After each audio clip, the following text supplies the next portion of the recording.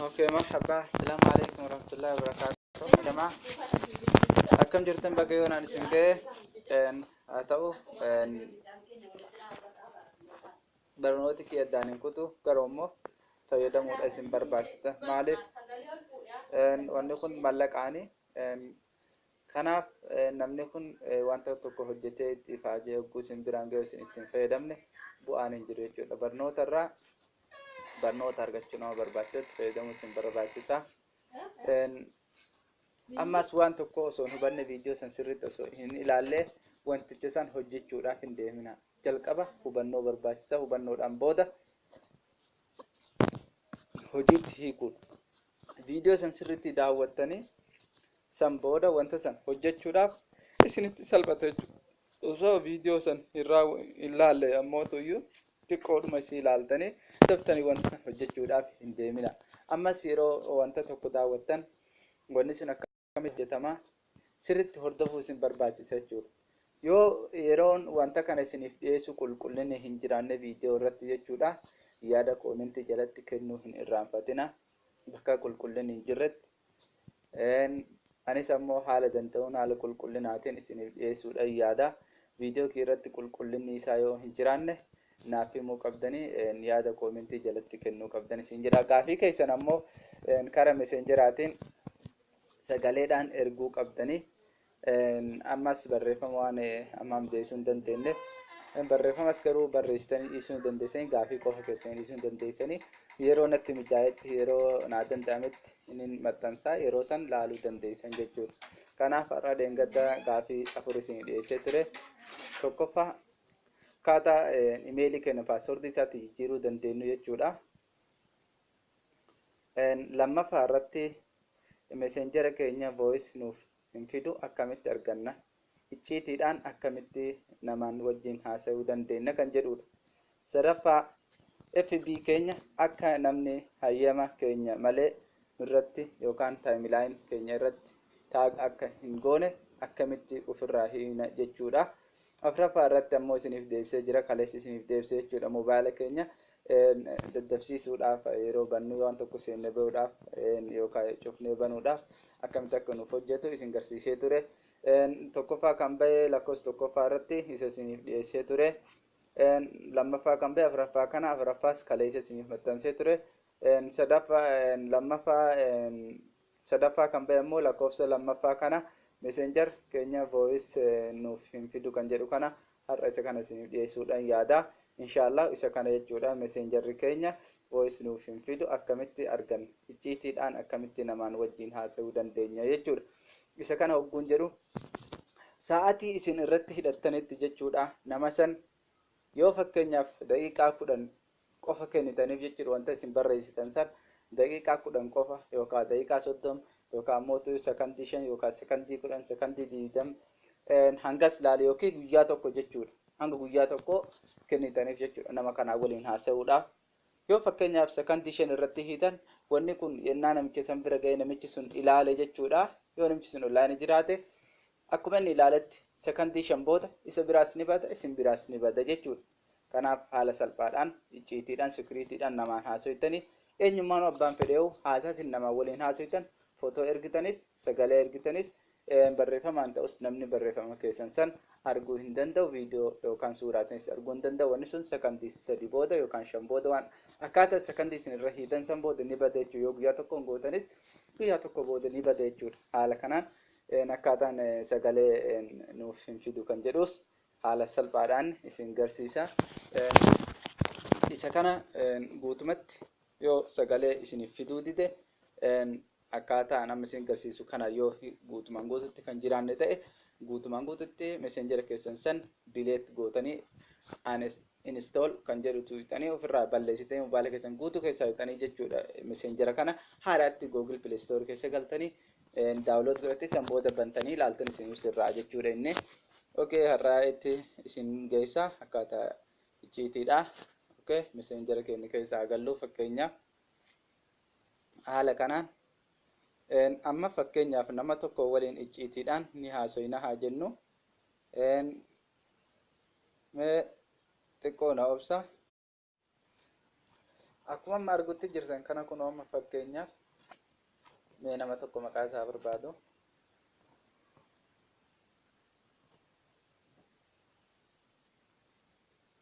Okay, isa kana irratti hundaa'ee akka arguu jirtan kana fakkeenyaaf amma bakka kanatti wanni beekuudha qabdanii eessaan jijjiiranii kan jedhuudhaaf isin gabaabumatti warroonni feesbuukni kenna messengerri sagalee nuuf hin baasu bakka rikoordii goonuun jettan fakkeenyaaf namoonni asirratti mobaayilii tokko tokko kun akka margu jirtan kana kunoo gubbaa kana irratti qaba jechuudha. Isii tana kun jirti jechuudha. Fakkeenyaaf as tuutanii haala kanaan asii isiniif baase jechuudha. Warroonni asitti isiniin baafne immoo fakkeenyaaf warra achitti isiniin baafne bakka kana kunoo sarara tuqaa sadii jirtu tana yoo bakka kana tuutan isiniif baasa jedhee yaada. Asitti yeroo san kana tuutan bakka location and the sit as event remind jedhu kana jechuudha. Bakka kanatti isiniif baasa jechuudha. Mobaayilli garaagarummaa qaba. Keessaa yoo kan hin baafne lamaan kana keessaa kan arganne ta'e jechuudha. Gabaabumatti Play Store keessa galtanii daawunlood gochuun dirqama isinirra jira jechuudha. Isa kana guutuutti dileet gootee messenjera duraan qabdan kana haaraatti daawunlood yoo godhattan isiniif fida. Haala kanaan fayyadamaa yookaan as gubbaarratti isiniif fida yookaan immoo sarara tuqaa sadii gamana jirtu tana yoo tuutan isiniif baasa jechuudha. Mobaayilli garaagarummaa qaba. Kanaaf amma karaa icciitiidhaan namaan haasa'utti isin geessa.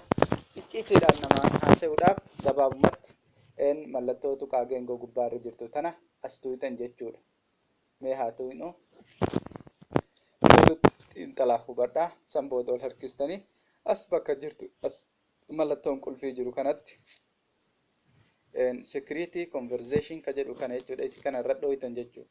Sanbooda turn on isiniin jedhaa bakka asitti isin argitan kana jechuudha. Cancel osoo hin taane bakka kanatti tuutan jechuudha. Okay, yeroo kana akkatti isiniif baase jechuudha. Haala kanaan akka amma argutti jirtan kanatti isaa arganna kan jedhuuf security godhuudhaaf filannoon nurra jira jechuudha. Filachuun daqiiqaa hanga nama saniin haasofnee wanni kun akka badu barbaanne fakkeenyaaf sa'atii mallattoo sa'atii asitti arguu jirtan kana jechuudha. Sa'atii kanatu osoo hin filanneen duratti fakkeenyaaf amma asitti diimachuu jirti. Yeroo diimatte kana jechuudha irra hidhamee jira jechuudha. Fakkeenyaaf sekondii 10 irratti nuuf hidhamee jira jechuudha. Yoo hin diimanne immoo yoo irratti hin hidhamne fakkeenyaaf of goone akkana jirti jechuudha. Kanaan adda beeytan fakkeenyaaf wal harkifne yoo barbaadan 5 irratti hiitan yoo barbaadan 10 yoo barbaadan sekondii 30 miniitii tokko daqiiqaa takka jechuudha. Daqiiqaa 5f daqiiqaa 30f sa'atii tokkoof 6 hours sa'atii 6f sa'atii 12f guyyaa tokkoof jechuudha. Hangana gochuu dandeessan jechuudha filannoo keessan. Isin fakkeenyaaf icciitiin namaan haasawwan jirtanii mee fakkeenyaaf yoo namni sun online irra ka jiraatu ta'e gadi buufne sekondii 10 haa goonu haa jennu. Fakkeenyaaf sekondii 10 sekondii 30 haa goonu. Fakkeenyaaf sekondii 30 amma erga bakka saanduqa kana keessa 30 galchitan san booda irrumaa deebitan okay wanni isin gaafatan jiru irraa deebitanii barreessuutti seentan jechuudha. Fakkeenyaaf amma nama kana mee haa barreessuufi assalaamu alaykum warahmatullaahi wabarakaatu. Innis fakkeenyaaf security irra hidhachuu danda'a. Waan inni irra hidhateen yeroo inni waan sannaaf deebise gabaabumatti miseejiin sun hogguu daqiiqaan irra hidhatisan ga'e badee jira jechuudha. Fakkeenyaaf min ergaa fi sekondii 30 irratti hidhe eeggadha. Amma fakkeenyaaf akka arguu jirtan kanatti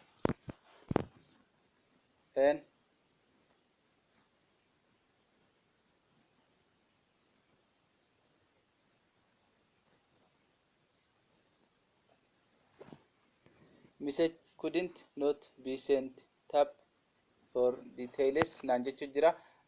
Messaging kun hin deemne jechuudha. Mee haaraattiin itti haa deebisu maal akka ta'e hin beekne.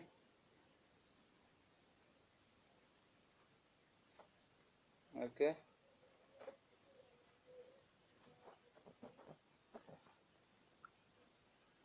Amma deemee jira jechuun kun akka margu jirtan kanatti isa bees dhaqee jira. Sekondii 30 booda eeggadha. Sekondii 30 booda ofii isaatii dileet of godha. Yeroo namni kun laale booda jechuudha. Okay, laalee jira kunoomni inni naaf barreessutti jira.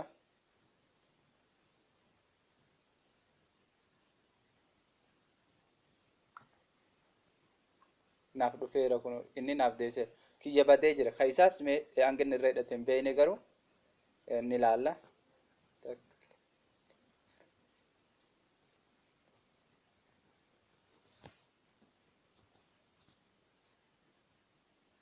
badeera jechuudha.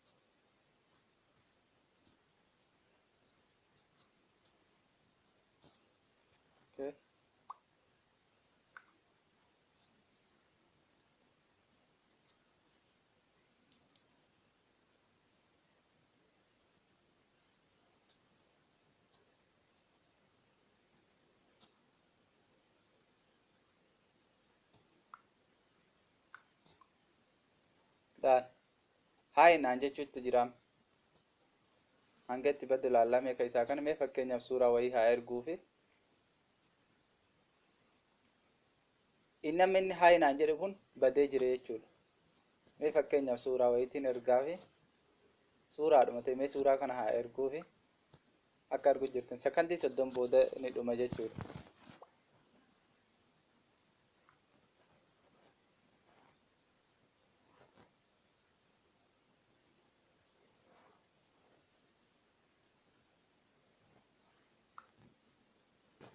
Sakandii 30 booda egaa suuraan an amma isaaf erge kana ni bada waan isin ajaa'iba maashaallah.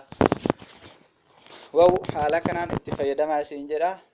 Suuraa wayii na ergee ture sakandii lakkaa'u jira bakka kana argu jirtanii kan inni naaf erge kuno sakandii 10 irra hidhate kuno baduudha deema laal suuraan amma inni na erge sun badee jira jechuudha. Kiyyaas badee jira akka amma argitan sanitti jechuudha.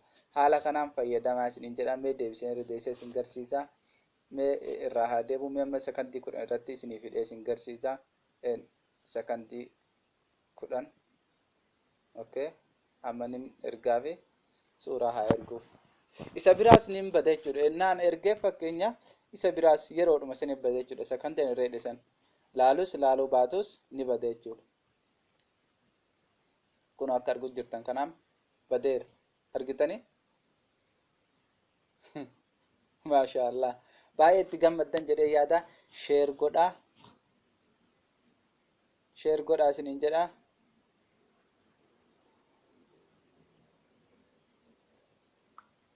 Akkasumas YouTube keessas galaa YouTube keessa yeroo galtan maal inni kun jedhee naa barreessee ture laal baduudha deema sakandii lakkaa jira kun asitti akka argu jirtan kanatti sakandiin kun dhumate ni badee jira kun haala kanaan fayyadamaa isiniin jedha. Akka subscribe goota YouTube kiyya keessa galtan YouTube kiyya gabaabumatti YouTube keessa galtanii haala salphaadhaan jechuudha maqaa kiyya barreessitan jechuudha.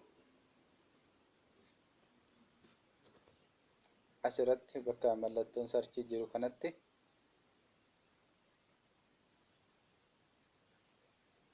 Musa Abdullahi jettanii yoo barreessitan isiniif fidaa san booda subscribe gochuu hin irraanfatinaa isiniin jedha. Haala kanaani kunoo isa kana jechuudha. YouTube kiyya subscribe akka gootan wilii barnoota hedduu barnoota haaraa isin takkaa hin argin hedduu isin barsiisuudha deema. Wassalaamu alaikum wa rahmatullahi wa barakaatu isiniin jedha. Galatooma jazakallah khairan. Akkasumas akka sheer gootanii waliif dabarsitanii kanaaf galatooma isiniin jedha. Barnoota kee itti fufaa inshallah abdiin kutatina. Gaafii keessan ammoo suutaan isiniif deebisa. Akkanatti mijaa'ina sagantaa kiyyaatti isiniif deebisa. Gaafiin isiniif deebi'a hin rakkatina. Waan danda'u qofa irraa isin barsiisa. Waan hin dandeenye isin barsiisuu hin danda'u. Akkasumas waan tokko ammootu yoo waan bakka biraatti argitan gaafii tokko beekaaf hin beekuu nama gaafachuudhaaf gaafii akkasiis namaan dhiyeessina. An waan beeku qofa irraan isin garsiisa. Beekumsa guddaa isin qabu. Waan hin beekne irraa ammoo isin barsiisuu hin danda'u. Hanga beekurraa isiniif qooda. Assalamu alaikum wa rahmatullahi wa barakatuhu. Isiniin jedha haala kanaan akka subscribe gootan YouTube kiyyas haala kanaani galatooma isiniin jedha. Obboleewwan kiyya gaafiin keessan kan har'aa kana kan itti aanu isin barsiisuudha deema. Waa'ee hedduutu isinirraa hafe jechuudha asumarratti. Okay, galatooma.